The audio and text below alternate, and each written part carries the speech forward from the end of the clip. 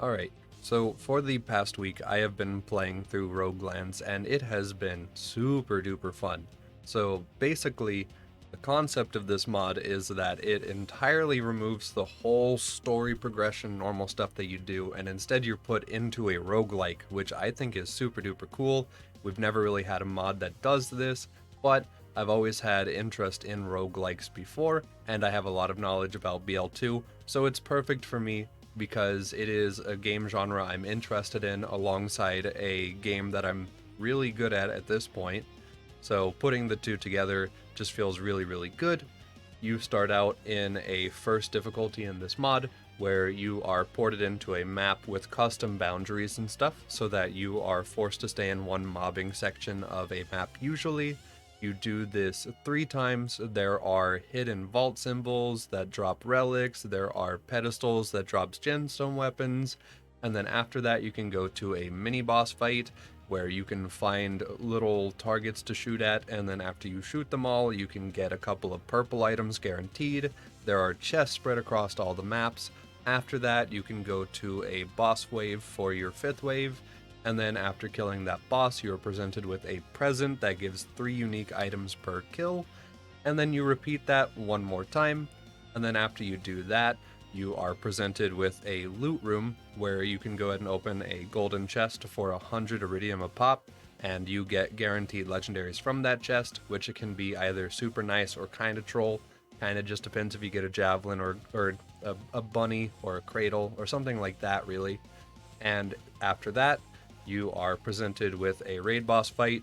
The difficulty in this mod is reduced. It is hosted in level 80 UVHM, but the overall difficulty of the mod is easier. It's a lot easier, honestly. You are way more survivable. There is not constant health gate flickering all over the place. The enemies are reasonable to delete without slag.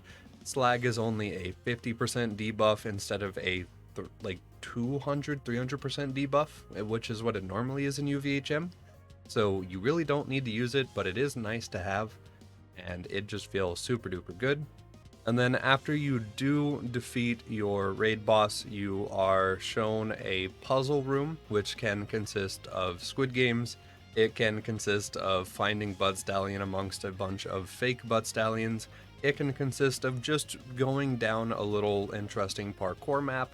A couple maps like these, after a while you do start to understand the layout of those maps because they don't really change. So you can go ahead and just blast straight through those. And then after that, you are granted the second difficulty where you are going to basically do all of that again. And then you have a third difficulty where you do it again, but at the very end, you fight dragons instead of like a random raid boss. It's always guaranteed locked in to be dragons. After you do that fight, you are done with the mod, you are put into a final congratulatory room, and then you can press F2 and then you are sent back to the home screen to start again. This is a perfect mod for someone who wants to play BL2 but doesn't want to have to play a whole playthrough of a character and only wants to play 1 to 3 hours. You get the full satisfaction of build crafting because you're presented random items and you're forced to kind of just figure out what to do with them. You can respec your character mid playthrough so that you can go ahead and more allocate points towards items that you get, and it just feels really nice.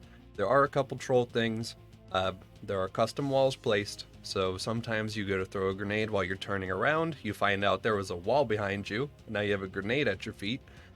Enemies can also walk through these custom walls, which can be a little unfortunate in a couple maps. Usually it's not too bad. They did a pretty good job of keeping transition areas blocked off, but not actual mobbing sections. But overall, this is really fun. I would highly recommend you guys try it out if you're on PC. If you're not, I'm sorry. Gearbox hopefully one day will understand that people would pay 60 bucks again for a mod browser, because let's be honest, people would totally do that. I would totally do that if I was on console, because, I mean, people did it for Skyrim, so clearly it works, and it is super duper nice. But we can only hope. So if you're on PC, definitely try this out. Roguelands.